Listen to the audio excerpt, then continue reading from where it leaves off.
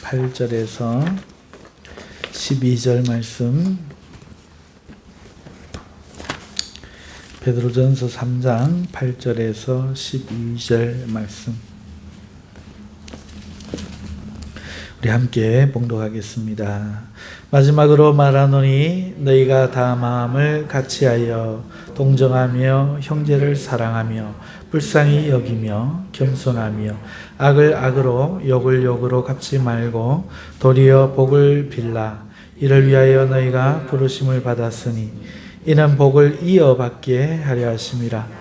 그러므로 생명을 사랑하고 좋은 날 보기를 원하는 자는 혀를 금하여 악한 말을 그치며 그 입술로 거짓을 말하지 말고 악에서 떠나 선을 행하고 화평을 구하며 그것을 따르라. 주의 눈은 의인을 향하시고 그의 귀는 의인의 간구에 기울이시되 주의 얼굴은 악행하는 자들을 대하시느니라 하였느니라. 아멘. 본문 말씀 가지고 겸손한 자가 되라 하는 제목으로 말씀을 증거하겠습니다. 잠시 기도합니다. 하나님 아버지 감사합니다. 오늘도 저희를 사랑하시는 하나님께 간절히 부탁합니다.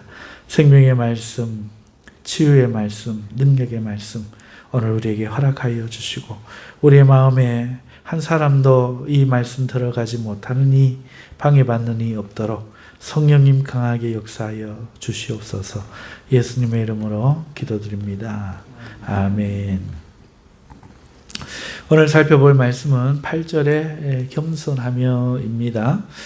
이 베드로 사도가 1장 시작하면서 복음과 하나님의 부르심 그리고 그 부르심을 믿어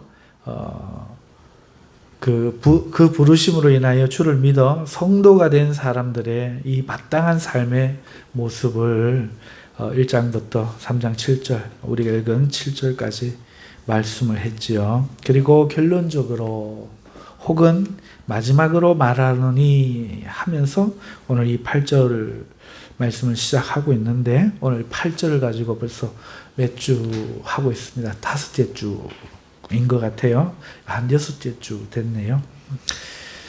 8절 시작하고 있는데 그것은 5가지 호칭으로 시작된다고 말했습니다. 우리나라 번역 성경과는 다르게 5가지 호칭으로 시작됩니다. 여러분 제가 베들레헴만 사용했는데 이게 스토어라고 하고 애플에서는 또 뭐라고 그러죠?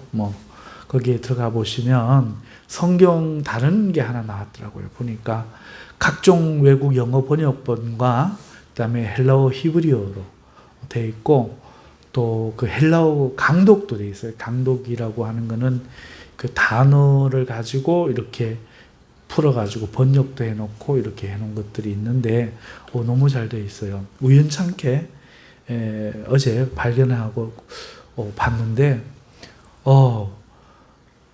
저랑 똑같은 이야기를 해요. 저는 우리 옛날 주석들 박윤선, 칼빈, 또 톰스, 또 여러 주석들을 이렇게 봐도 그렇게 번역을 안 해놨던데 그대로 번역을 해놨어요. 호칭으로 이렇게 부르는 것으로 번역을 해놨더라고요. 한번 공짜니까 우리 젊은이들은 영어도 잘 하시고 하니까 한번 보세요. 자, 여러분 5가지 호칭으로 이제 8절에 시작하고 있는데 오늘은 마지막으로 그 중에서 겸손한 여러분 마지막에 나오는 겸손하며 이게 사실은 겸손한 여러분 겸손한 이런 뜻이죠. 그러니까 사람으로 치면 여러분은 제가 의역으로 갖다 붙인 거고 사람으로 치면은 이렇게 되는 거죠. 마음이 하나인 이렇게 마음이 하나인 그 다음에 또 형제를 동정하는 사랑하는 그 다음에 불쌍히 여기는 겸손한 여러분은 이런 뜻입니다. 그러면서 악을 악으로 갚지 말고 여러분이 그렇기 때문에 이렇게 여러분은 이런 뜻으로 이제 하고 있는데 오늘 그 마지막 겸손한이란 여러분은 겸손한 여러분은 이것을 오늘 살펴보겠습니다. 자, 먼저 기억하고 갈 것 이것이 이제 호칭이라는 거죠. 이미 설명을 드렸지만, 호칭은요, 누구를 부르는 말이죠. 예를 들어서 아버지, 선생님, 형님 같은 것들입니다. 아버지, 선생님, 형님. 이런 호칭은 하나의 어떤 그 사람의 존재의 이유, 존재의 방식, 곧 정체성을 말하는 것이고 또 다른 이름이죠. 그가 가진 개인적으로 받은 이름, 성명도 있겠습니다만은 그가 누구인지를 말해주는 또 다른 이름이죠. 이게 호칭입니다. 그러니까 앞에 말한 네 가지의 이 호칭은 성도의 정체성인 거죠. 성도란 어떤 존재인가 하는 정체성을 이미 네 가지로 말을 했고요. 그리고 이것이 성도의 또 다른 이름이다 하는 거죠. 또 다른 이름. 이런 사람들로 불리워진다 하는 것이죠. 그리고 오늘 이 언급된 겸손한 의역으로 여러분 붙여서 겸손한 여러분 또한 성도의 이 정체를 이름 지어주는 호칭이라는 것을 먼저 기억하면서 오늘 이 본 말씀을 살펴보아야 하겠습니다. 다른 말로 겸손하지 않으면 성도이나 성도 같지 않은 성도가 된다 이 뜻이죠. 자식은 자식이나 자식이라고 말하기 부끄러운 자식도 있는 것처럼 남보다 못한 부모가 있는 것처럼 성도는 성도인데 성도라 할 수 없는 성도, 어떤 성도냐? 겸손하지 못한 성도다 하는 말이 되겠죠. 반대로 뒤집어서 이야기하면요. 겸손한 것이 성도의 이름이다. 성도 이꼬르 겸손한 자 이렇게도 될 수 있지만 반대로 겸손하지 않은 자 성도가 아니다. 이런 말도 될 수 있겠습니다. 성도는 성도이지만 성도 같지 않다 하는 것이죠. 자, 이것을 생각하면서 우리가 겸손에 대해서 지금 생각해 볼 텐데 이 겸손이란 말은 생각하면 가장 먼저 떠오르는 것이 바로 우리 예수님이 아닌가 싶습니다. 예수님은요, 마태복음 11장 29절에 나는 마음이 겸손하고 온유하니 라고 말씀하셨어요. 참 좋아하는 구절이죠. 예수님이 자기를 I am, 나는 무엇이다 라고 말을 합니다. 마음이 온유하다. 마음이 겸손하다. 나는 마음이 이렇다. 너무나 중요한 말인데요. 여기에 나는 마음이 겸손하다 할 때 쓰여진 이 단어가 오늘 베드로 사도가 사용하고 있는 바로 이 단어. 같은 단어입니다. 이 단어는요, 뜻이요, 낮은, 신분이 천한이란 뜻의 이 타페이노스라는 단어하고 또 마음, 정신, 생각이란 뜻의 프렌이란 단어가 합쳐진 말이에요. 그러니까 생각이 낮은 혹은 생각이 비천한 또는 마음이 낮거나 천한 이런 뜻 아니겠습니까? 신분이야 천할 수 있는데 누가 마음과 정신마저 생각마저 천하거나 낮은 사람이 있을 수 있겠습니까? 그러니까 이 말은 스스로를 낮게 여기는 마음, 즉 겸손이라는 뜻이죠. 그래서 이 마음을 겸손이라고 사용하고 있고 해석하고 있습니다. 그래서 이 말씀에 대해서 더 설명해 볼 필요도 없는 거죠. 자, 그런데 예수님이 이 단어를 써서 나는 마음이 겸손하니 라고 말했으니 이 뜻이 뭐겠습니까? 실제로 예수님께서는 자신의 마음에 자신을 누구보다도 낮게, 그러니까 여기서 낮게라는 건 다른 일을 섬겨야 하는 자로 자신을 낮추어 여기셨다 하는 뜻일 것입니다. 나는 겸손하고 마음이 내 생각은 말이야, 내 마음은 말이야 너와 내가 있으면 말이야, 누가 물을 떠와야 하는가 하면은 말이야, 내가 가야 한단 말이지 말이야. 왜? 내가 더 낮아. 난 더 너보다 낮은 사람이 될래. 이런 마음이죠. 물론 이것은 사랑에서 나오는 마음이죠.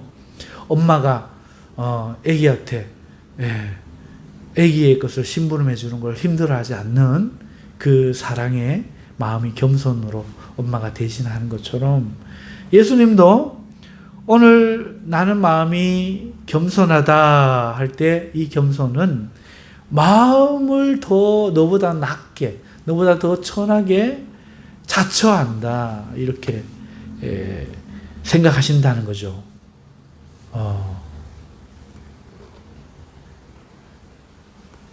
참 이 대단한 거 아닌지, 얼마나 대단한지 모르겠어요.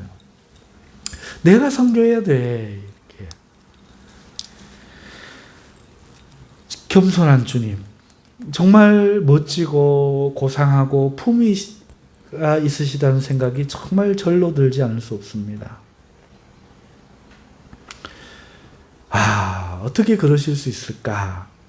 그리고 베드로 사도는 이 성경을 통해서, 지금 이 성경을 통해서 같은 단어를 쓰면서 우리가 그 주님을 닮아 있어야 한다, 지금 이렇게 말하고 있는 거잖아요.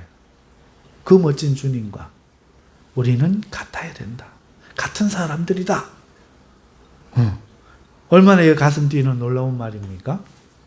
위에 앞에 말들도, 네 가지 말들도 평생을 묵상하고 살면서 가훈으로 삼고, 자신의 교훈으로 삼고, 자신의 철학으로 삼아도 괜찮은 말씀들이죠. 너무너무 좋죠.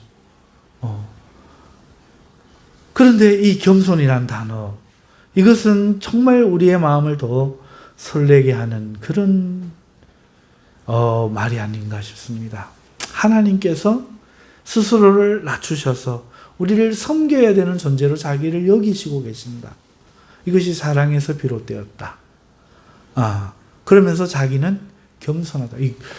겸손하다고 자기 입으로 떠벌리는 거 봐라, 이렇게 고깝게 들으시면 안 됩니다. 네? 어떻게 자기 입으로 대놓고 겸손하다 하냐? 우리 세상 사람들은 겸손할 때 이런 거 자랑 안 하는 걸로 여기죠. 맞죠? 사실을 사실대로 이야기하는 겁니다. 나는 하나님의 아들이다. 사실을 이야기하는 겁니다. 자랑하는 거 아닙니다. 네. 지금 예수님은 자랑하려고 하는 얘기가 아니에요. 사실을 이야기하는 겁니다. 나는 마음이 온유하고 겸손하니 내 멍에는 쉽고 가벼우니 누구라도 내 멍에를 메고 내게 배워라. 그리하면 너희가 나처럼 쉼을 얻을 것이다. 이렇게 말씀하신 우리 주님 말이죠. 이 주님의 그 모습을 우리를 통해서 보여준다, 이 말이죠. 겸손한 여러분은. 사랑하는 성도 여러분, 이 말이 얼마나 위대하고 놀랍고 우리에게 도전 주는 말인지 모릅니다. 여러분, 도전 받는다. 여러분, 도전 받는다가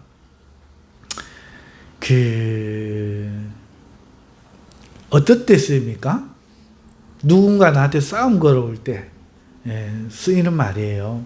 내가 그 사람보다 더 강하고 더 힘센 사람으로 사람들에게 알려져 있는데, 알려지지 않던 어떤 사람이 와서 하는 게 도전이면 도전! 이러면서 한번 싸워보자! 이게 도전입니다. 그런데요, 실패자들은 도전하지 않습니다. 왜? 도전할 수 있는 마음이 없기 때문에 그렇습니다. 인생에 도전이 한 번도 없는 사람은 실패자지요.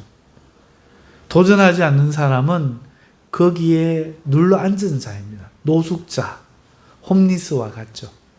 인생은 늘 그 역경을 만납니다. 이제 됐는가 싶으면 또 다른 역경이 나타납니다. 늘 도전할 수밖에 없어요. 더 나은 사람, 더 멋진 사람, 우리는 도전할 수밖에 없죠. 그런데 지금 시대를 살아가는 사람들 중에 도전받는 사람들이 있어요. 도전한다가 아니고 도전받는다라고 말하는 사람들이 있어요. 누구냐? 어머니에게 인사를 하는 어떤 친구를 본 학생이 야, 나 도전받는다. 쟤는 똑같은 밥 얻어먹고 왜 저렇게 부모를 섬기냐? 야, 이게 도전받는다. 내가 자존심 상하게 왜, 그 은혜도 모르는 사람으로 살아갈까? 이 도전받는다고 말하는 사람이 있어요. 그러고 나니까 제 친구가 하나 생각이 나네요. 신학교 다닐 때, 동기인데. 그 전사님이 맨날 저보고 도전받는데. 도전받는데. 네, 도전받는데. 여러분, 이 도전받는 사람들은요, 삶이 알차요. 패배하지 않습니다. 도전을 받지 않고 도전하지 않는 사람. 도전하지 않는 사람은 인생이 비참하고 누워있는 그 꺼적대기, 이거밖에는 남는 게 없지요. 여러분, 이 겸손한 주님, 이 모습, 그 주님을 통칭하는 용어, 자칭하는 용어, 겸손. 나는 겸손하니. 이 단어를 써서 겸손한 여러분이라고 부를 때 얼마나 도전이 됩니까? 얼마나 도전이 됩니까? 여러분, 겸손한 사람은요, 보고 싶은 사람이에요. 겸손한 사람 보고 싶어져. 여러분, 어떤 친구가 보고 싶어요? 어떤 사람이 만나고 싶어요? 여러분, 겸손한 사람입니다. 여러분, 겸손한 사람은 비천한 사람은 아니에요. 비천한 사람. 신분이 천하고, 안 씻고, 못 배우고, 가진 것 없는 이런 사람, 겸손한 사람 아닙니다. 그냥 비천한 사람이에요. 그냥 가난한 사람입니다. 그냥 무지한 사람. 그냥 무례한 사람. 무능력한 사람일 뿐이에요. 겸손한 사람이 아닙니다. 여러분, 겸손한 사람은요, 신분이 고귀함에도 그것을 자랑하지 않고, 그것으로 남을 깔보지 않고, 천한 자에게라도 같은 눈높이를 맞추어 만나주는 사람. 이런 사람이 겸손한 사람이죠.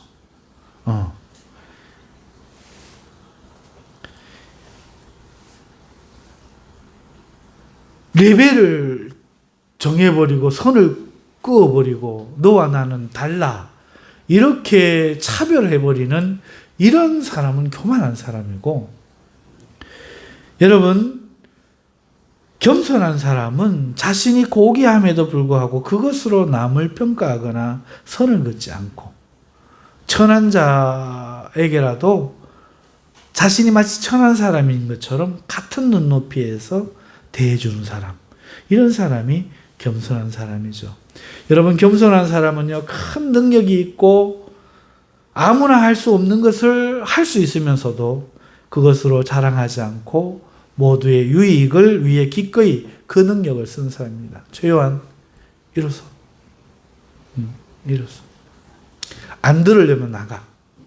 안 들으려면 교회 밖으로 나가. 안 들으실 분은 나가시는 게 좋아요. 예배드릴 마음이 없는 사람은 안 오시는 게 좋아요. 무슨 말인지 아시겠죠? 예배 시간에 늦지 마세요. 아셨죠? 여러분, 안 말립니다. 다시 한 말씀 드립니다. 장로님, 권사님, 누구라도 안 말립니다. 오고 싶은 사람은 오세요. 예배를 사모하는 마음으로 오세요. 오시면 죽을 것 같이 예배하세요. 아멘.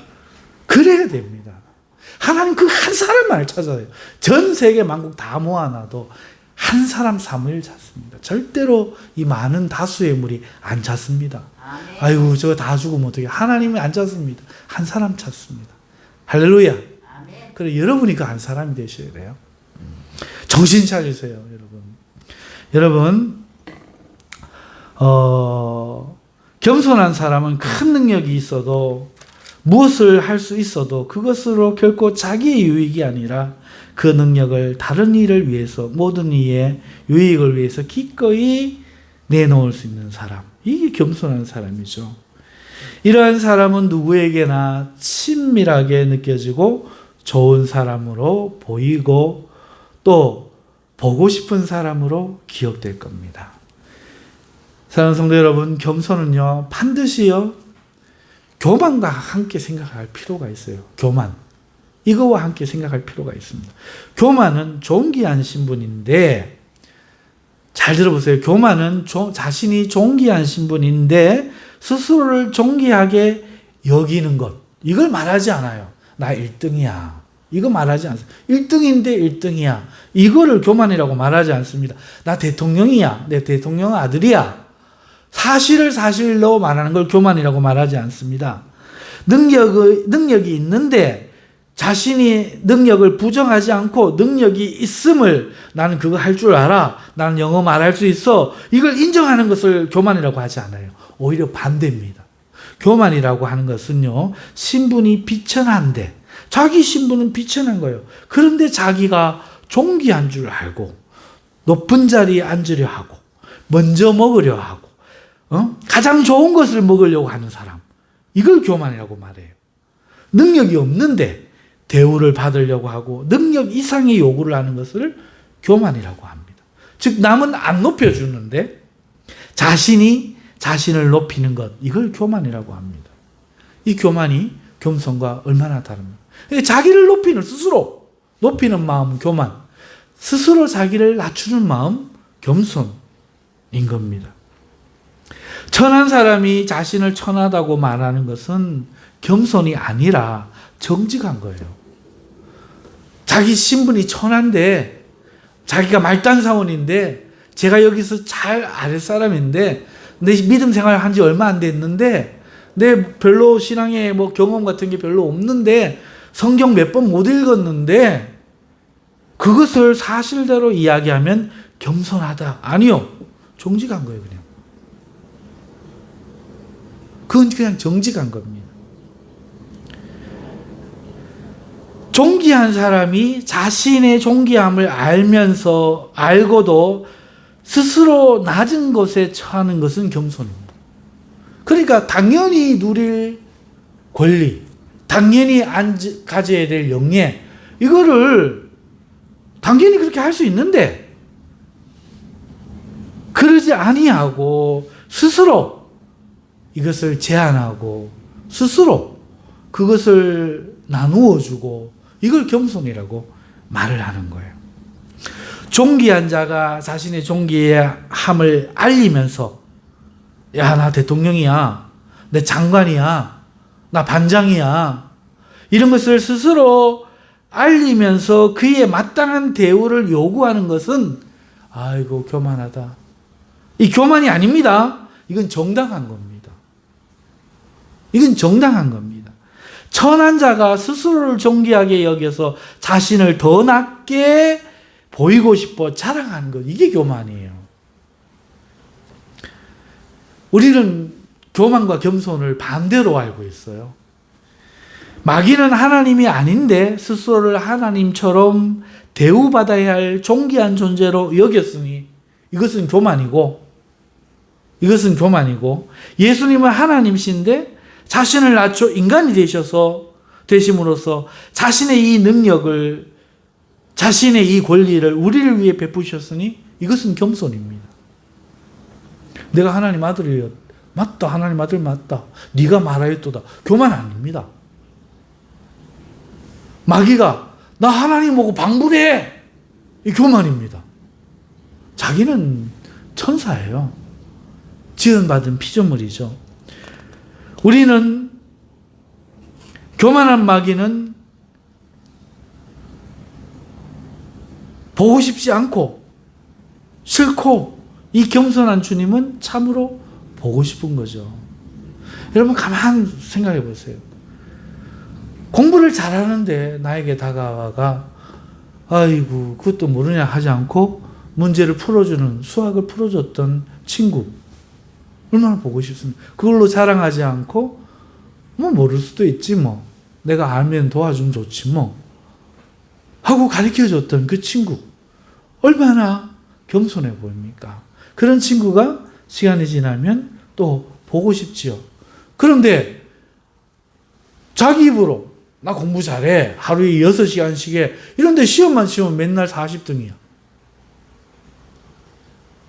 나 밤새서 공부했어. 근데 치면은 50문제 중에 한 30개 틀려.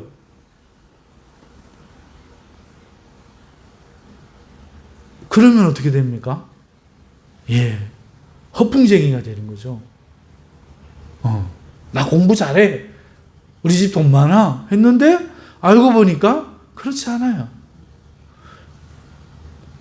집에 하나도 없는데 우리 때 보면은 나이키 신발 신고 프로스펙스 신발 신고 학교 온 애들이 있어요. 자기 집에 정말 시장에서 장사하고 돈 없어요. 홀로 키우는데도 그래요. 그런가 하면은 정말 깜짝 놀랄 만한 대구의 부잣집 아들인데 신발을 그냥 우리들 신는 월드컵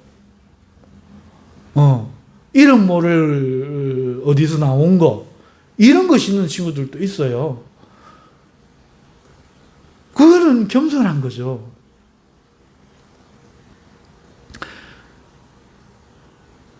나를 데리고 늘 빵집에 가서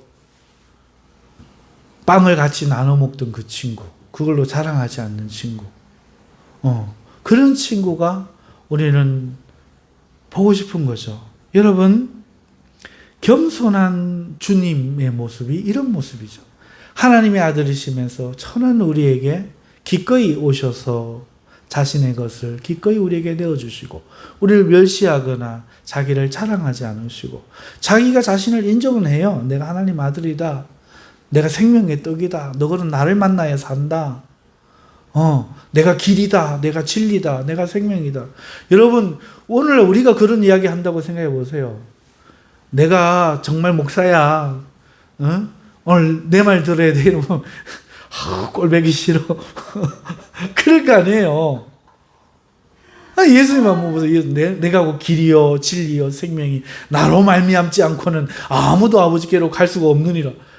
와, 진짜 교만해가 그럼 우리는 뭐 다 틀렸단 말이가. 바리새인들, 서기관들 전부 다 그렇게 생각한 거죠. 다 싫은 거예요, 예수님이. 근데 예수님은 교만하신 게 아니에요. 사실을 이야기한 거죠, 사실. 내가 1등이면 1등이라고 말하는 거, 우리 집 돈 많으면 돈 많다고 말하는 거는, 그거는 교만이 아니에요. 우리는 돈이 많은데, 나 우리 집 돈 없어. 1등인데도 공부 못해. 지가 잘해놓고도 여러분 덕입니다. 이거를 우리는 겸손으로 생각해요. 겸손 아닙니다, 그거. 겸손 아니에요. 우리는 겸손을 잘못 알고 있어요. 그리고 이 겸손은요, 은혜 받는 사람의 본질입니다. 하나님은 교만한 자를 멀리 하세요. 하나님은 겸손한 자는 찾아서 은혜를 주십니다. 야고보서 4장 6절에 그러나 더욱 큰 은혜를 주시나니 그러므로 일렀으되 하나님이 교만한 자를 물리치시고 겸손한 자에게 은혜 주신다 하였느니라 하셨습니다. 그러니까 모두가 오늘 우리는 은혜를 받고 싶어 이 자리에 나왔잖아요. 은혜 받고 싶어 나왔잖아요. 하지만 하나님은 아무에게나 은혜를 주지 않는다는 거예요. 누구에게 은혜 주시느냐? 하나님은 마음이 겸손한 자를 좋아하셔서 그에게 은혜를 베푸신다는 겁니다. 반대로 교만한 자에게는 은혜를 주지 않으십니다. 우리가 예배 자리에서 은혜를 받는 것은 너무나 중요하죠. 우리가 살아갈 때 은혜 없이는 못 살죠. 이 은혜를 하나님이 겸손한 자에게 주신다는 겁니다. 그런데 사실 이 문제를 우리가 다르게 느껴요. 우리가 어떻게 느끼느냐? 우리는 보통 어떻게 해야 이 말씀에 은혜가 되고 은혜를 받을 수 있느냐? 성경 지식이 있어야 은혜를 받는다고 생각하기 쉽습니다. 저 말씀을 알아들을 지식이 있어. 신학이 있어. 나는 저거 알고 있어. 이래야 은혜 받는다고 생각합니다. 내가 하나님께 어떻게 해야 은혜 받느냐? 특별한 마음을 가져야만 은혜. 그러니까 남들은 다 예배드리기 싫어하는데 나는 예배드리고 싶은 막 특별한 마음을 가지고 있어야 은혜 받는다. 이렇게 생각을 하는 겁니다. 혹은 내 모든 가진 모든 걸 다 드려야 은혜 주실 것 같은 그런 마음, 이렇게 느낀다는 겁니다. 하지만 하나님은 겸손한 자에게 은혜를 줍니다. 자신을 낮추고 스스로 낮추고 예배자로 서는 거예요. 내가 은혜를 받을 자가 아니라 나는 예배하는 자입니다.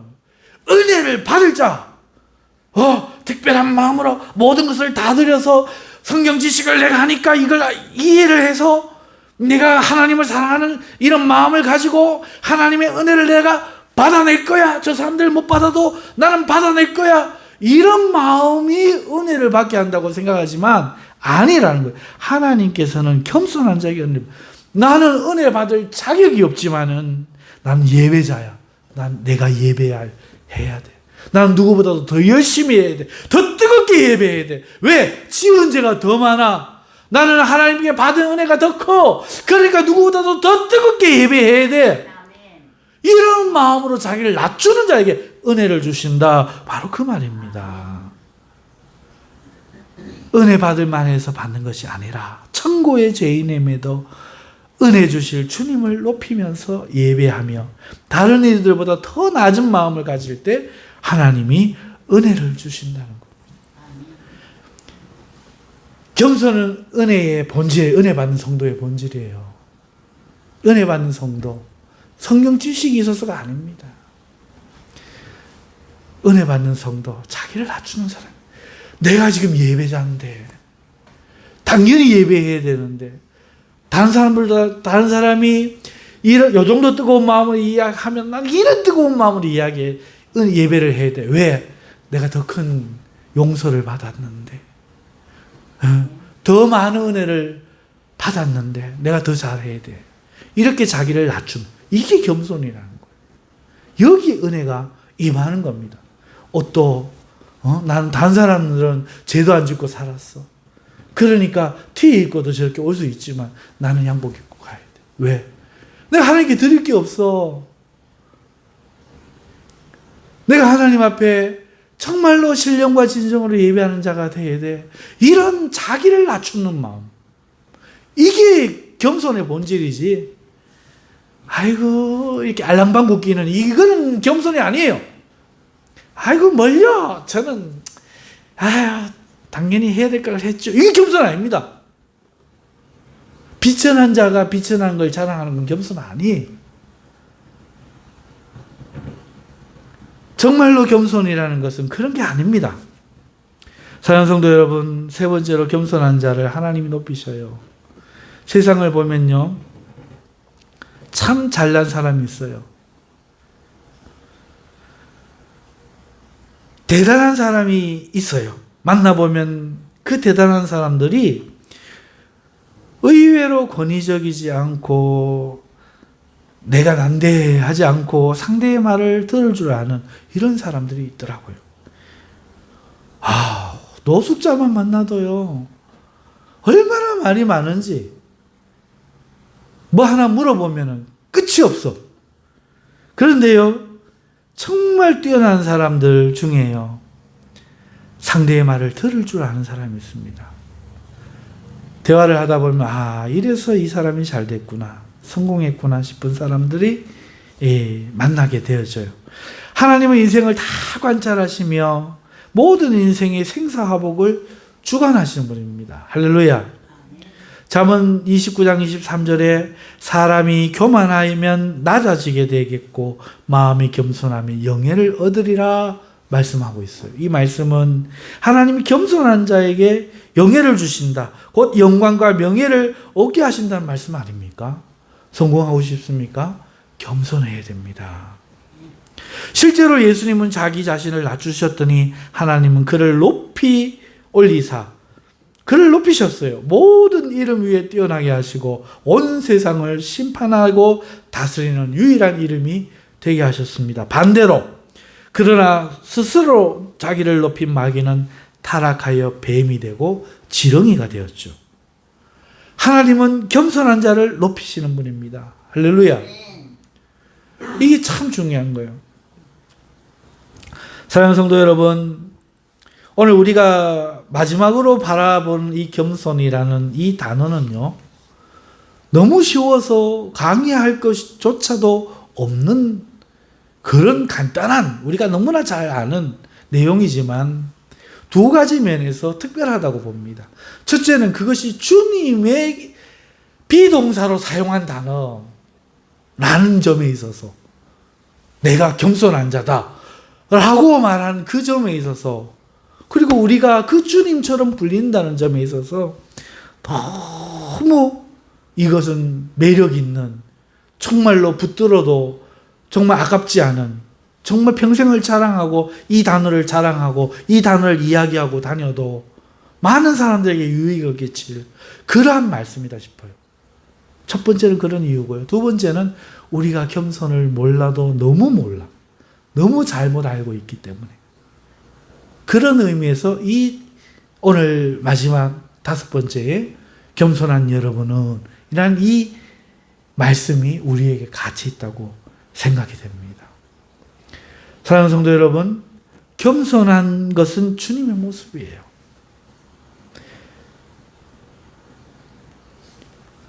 여러분, 이 겸손이라는 것은요, 겸손이라고 하는 것은요,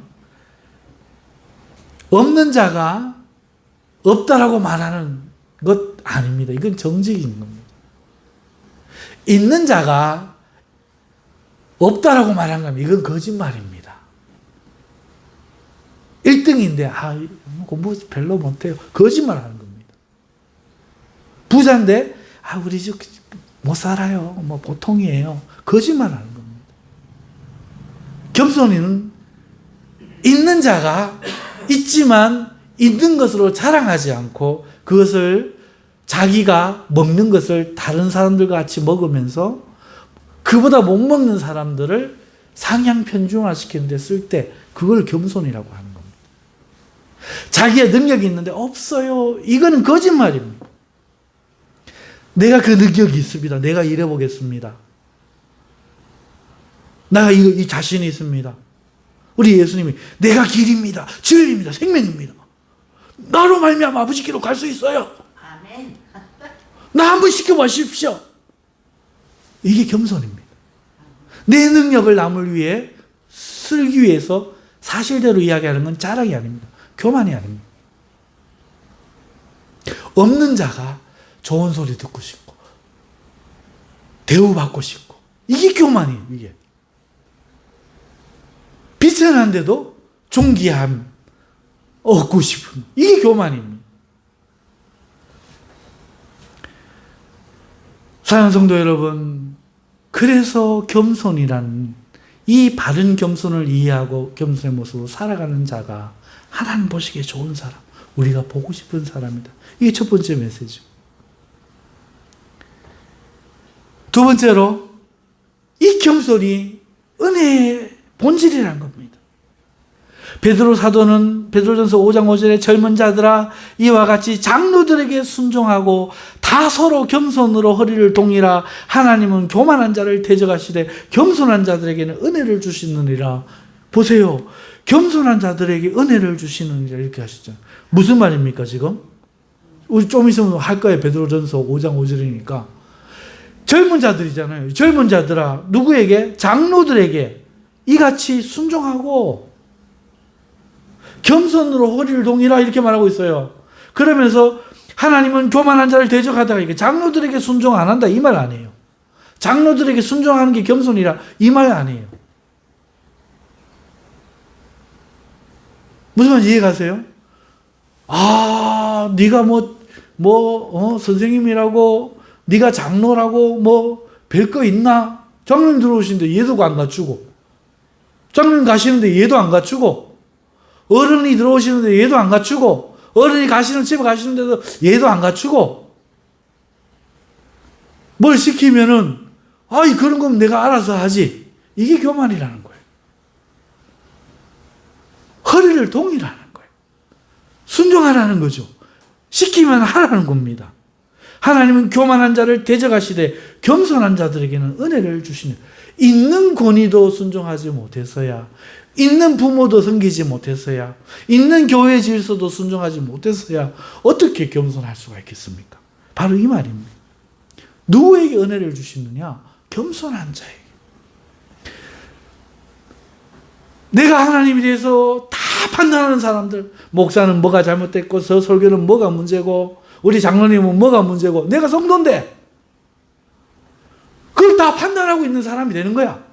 우리 목사님은 사랑이 없고, 뭘 지적하고, 전부 다 판단하고 있는 거야. 이게 교만이야, 이게 교만이야.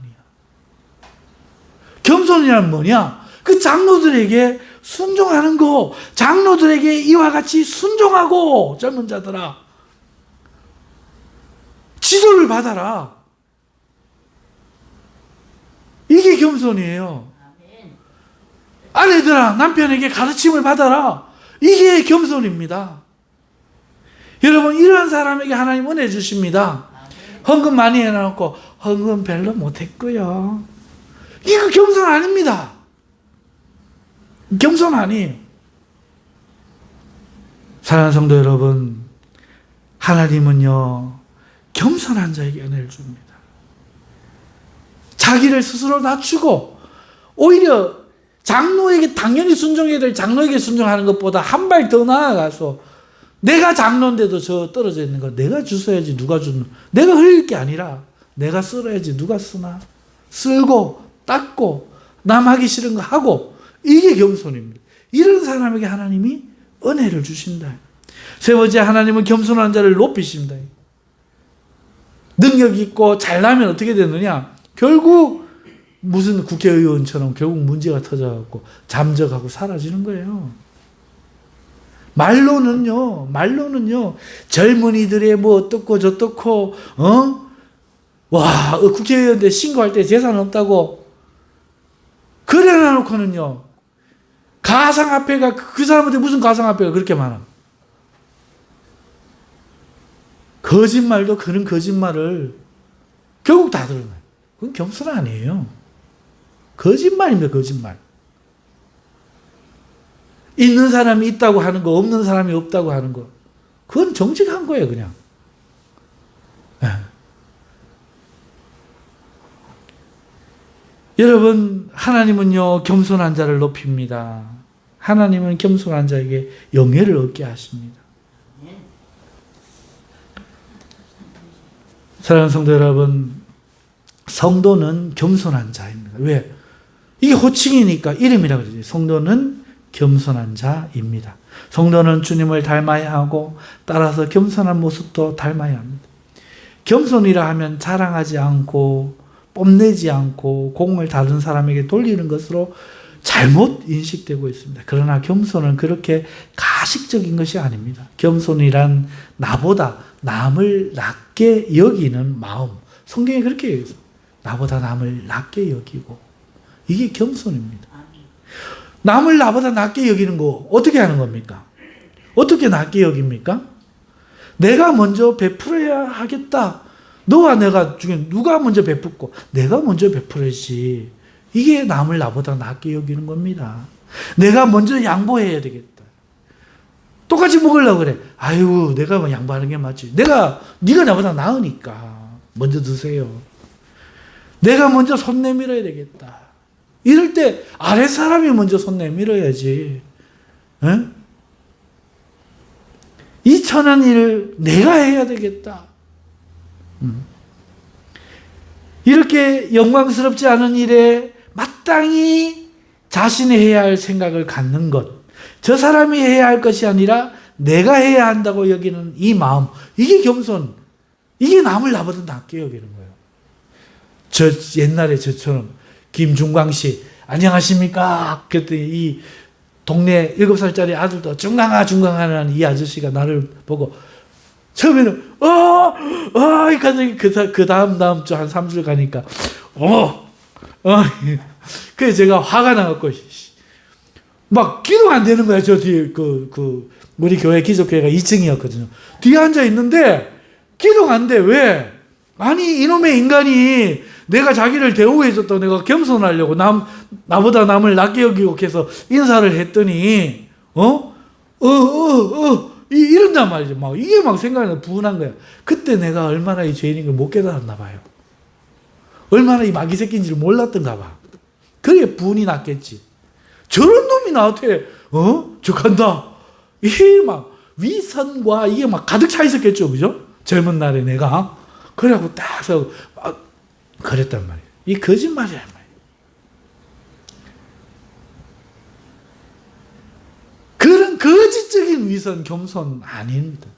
남을 나보다 낮게 여기고 그래 중강씨에 그거 좀 치워라 이게 아니고 자기 어떻게 대하든 간에 내가 먼저 치울 사람으로, 내가 저 사람을 돌봐줄 사람으로, 그렇게 해서 그 사람 마음이 편하다면 그래 말을 놓을지라도 정말 그 사람을 생각하는 마음으로 내가 더 굳은 일, 더 하기 싫은 일, 내가 그 사람을 위해 해야 할 일, 내가 섬겨야 할 자로 알고 하는 것, 그게 겸손이었는데 저는 아주 위험한 겸손, 위선자가 되었던 거죠. 그랬더니 그 마음이 들통난 거야. 그 인사 한 번에, 그 인사 한 번 받으면 이 마귀 새끼가 들통이 난 거지. 뽀록이 난 거지. 그래갖고 예배실에 앉아갖고 막 그러겠어요. 그 하나님이 탁 보여주시더라고요.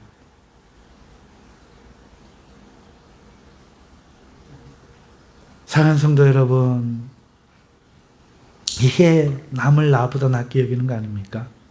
어떻게 낮게, 아유, 난 저 사람보다 못하고요. 이런 말 따위, 이런 마음 따위, 이거는 겸손이 아닙니다. 낮게 여기는 게 아닙니다. 내가 먼저 하는 겁니다. 내가 먼저 양보하는 겁니다. 내가 먼저 손을 내미는 겁니다. 내가 하기 싫은 것을 먼저 하는 겁니다. 우리는 겸손한 자로서 성도란 이름으로 지금 같이 서 있어요. 우리 모두를 겸손한 자라고 말씀하시는 거예요. 자기를 높이지 마십시오. 형제를 높이십시오. 형제가 선생님이면 당연히 더 높이셔야 하고, 형제가 연로했으면 당연히 더 높이십시오. 하지만 형제가 자기보다 낮은 사람이라도 나를 더 낮게 여기지 마시고, 나보다 더 모를 때라도 자기를 더 낮게 여기지 마시고 상대를 나보다 더 낮게 여기십시오. 아이고 안 났는데 어떻게 낮게 여겨요? 옛날에 제가 그랬어요. 안 났잖아요. 이거 거짓말하는 거지. 아니에요. 나보다 더 훌륭하다, 더 똑똑하다, 더 많이 가졌다, 이게 아니고 하기 싫은 일을 네가 해라. 내가 해야 할 줄로 알아라. 먼저 손을 네가 내밀어라. 먼저 내가 베풀어라. 이게 낮게 여기는 거예요. 이게 낮게 여기는 거예요.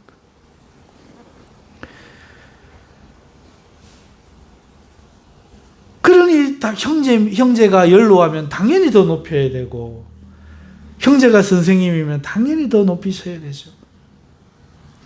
이 세상 사람들처럼 자신을 최고의 판단 기준으로 세우지 마시고 언제나 스스로를 판단하면서 형제를 자신보다 낮게 여기며 겸손하여 주님을 닮은 보고 싶은 사람으로, 하나님이 은혜 주시기 원하는 자로, 이 세상에서 영예를 얻는 자로 사시기를 주님의 이름으로 축원합니다.